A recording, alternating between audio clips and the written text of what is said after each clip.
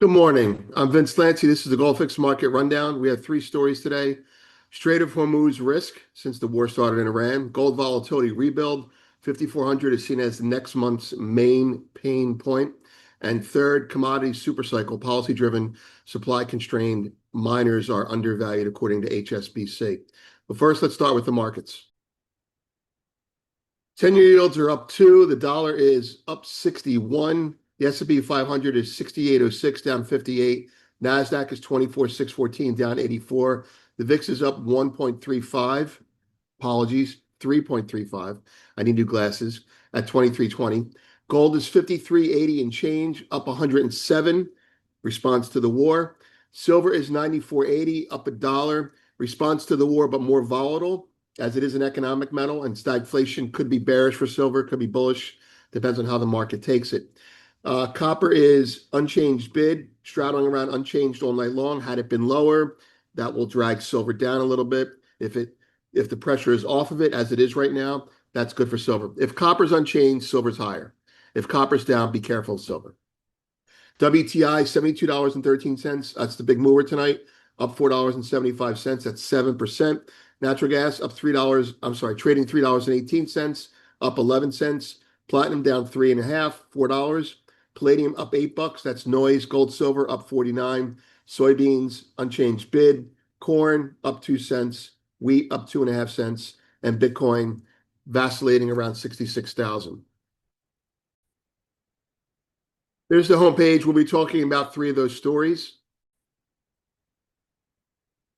Goldman says oil is already pricing a 1-month Strait of Hormuz shutdown, and if LNG flows are hit, European gas could move violently higher. Goldman estimates crude is carrying an $18 per barrel risk premium, roughly equivalent to a 1-month full halt of Strait of Hormuz flows with partial offsets. Inventories and spare capacity offer buffers, but sustained disruption would drive nonlinear price moves, particularly in European gas and global LNG markets. That's all as a result of the war that's in Iran now. Next, HSBC argues the next commodity supercycle is policy-driven, supply-constrained, and highly selective, with miners still trading at valuations that imply the market has not priced it in. They frame the coming commodities upcycle as structural and policy-led, anchored in electrification, defense, and reshoring rather than China's old credit cycle. Years of underinvestment and permitting constraints tighten supply across key metals. It is a selective supercycle favoring copper and transition inputs, while miners remain deeply undervalued relative to tech on ROE metrics. That full story was sent out over the weekend. And our third story, 5,400, which is pretty much where gold's trading now. 5,400 is the max pain as macro discretionary funds are back. We identified macro discretionary funds as being back last week, renting it by buying a lot of options in the 53 and 5,400 strike. The weekends are flushed out. Volatility collapsed from 30-year highs, and now macro discretionary funds are quietly rebuilding upside convexity with 5,400 as the next month's max pain event. So don't be surprised if we go to 5,400 and stay here for a while. And we can go anywhere. I'm not trying to pretend it's something else. But don't be surprised because gold moves and it's there until the war is either over or worsens. Oil will trade like this. Okay, so after a violent volatility purge, gold futures have structurally reset. Open interest cratered, realized vol collapsed, and legacy position was cleared. Macro discretionary funds are selectively re-engaging through convexity on dips while dealers remain their long gamut, basically, and short vol. With max pain clustering near 5,400, the futures complex is rebuilding with controlled upside optionality. We have plenty of other stories we had plenty of other stories over the weekend. You can see those there, but we want to keep it tight. Those are the three stories that we think matter the most today, with the most important one being the oil story itself. This week is the jobs number. Yeah, that's pretty much it. Jobs. We sent out a post earlier. This post, you can read that full story in Iran Oil. Goldman looks at Hormuz Strait risks. Hat tip to Zero Hedge for their own write-up on that. Thank you very much. And the HSBC metals post went out on Saturday. Let's take a look at the charts. Let's not look at Bitcoin.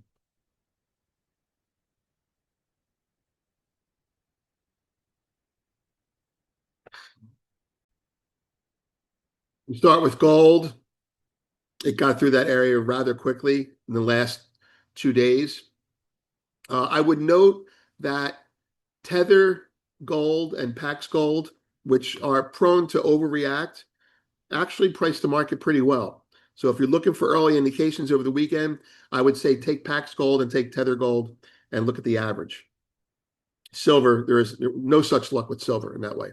Now, you may look at gold up and say, I think silver's going to cover this area too, like Vince described. And I'm with you on that. But this is a stagflationary environment. And stagflation is a word that's used, but really kind of not necessarily interpreted properly.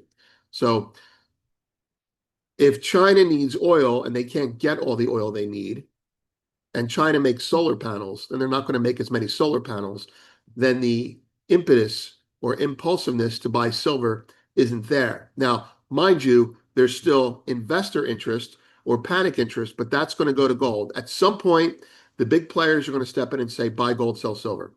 And that'll be when copper gets really weak. Copper's a little bit weaker right now. So watch silver right now make up its mind. Am I gold? Am I precious? Am I industrial? Because industrial commodities will be weak in sympathy with the economy being weak, with oil being the exception because the whole economy is oil based. Let's go to oil. Yeah. Uh, You may or may not remember, I drew a trend line here and I said above 66, I'm bullish. I got long above 66, went to 66.80 or so, and then it went back down on this day and here, and I got stopped out. And so here we are up here. You can't win them all. I am long gold, I am long silver, and I am long miners. Other people have asked questions about miners. Will miners get hurt because oil is higher and energy cost? The answer is yes, but not immediately. Here's the oil market. Generally speaking, broadly speaking, I know a lot about trading energy, but physical market, I'm just going to tell you there are people that do know a little bit more than me. So here's the curve. Here's spot, and here's 1 year out. Okay, so in a war, that happens. Everybody buys the front month. They want to get their oil they need for next week. Gasoline, heating oil, diesel, gas oil, and crude oil 1 month out. If this becomes a chronic thing, you'll start to see the whole curve go higher like this. And when this happens, that's bad for miners, right? They don't care about today's price in oil. They care about locking in their prices 1 year out. So you may actually see them start to lock in their prices 1 year out now, which might not be a bad idea if I were talking to miners in that respect. So here's your curve. Here's crisis, chronic, crisis, chronic, which is why President Trump came out yesterday and says he doesn't see this going further than 4 weeks. He's trying to tell the market it's only 1 month of problem for oil. It's about oil now. And even if they release the SPR isn't diesel. The SPR isn't gasoline. The SPR isn't heating oil. It isn't gas oil. You need finished products. And a lot of finished products come out of the Strait of Hormuz. People forget it's not just crude oil that comes out of there. It's diesel. It's heating oil. There's refineries there. And if those refineries get damaged or destroyed, then the whole thing shuts down. Maybe they'll shut down the refineries as a precaution. Who knows? But there's your market. I'm Vince. Have a great day.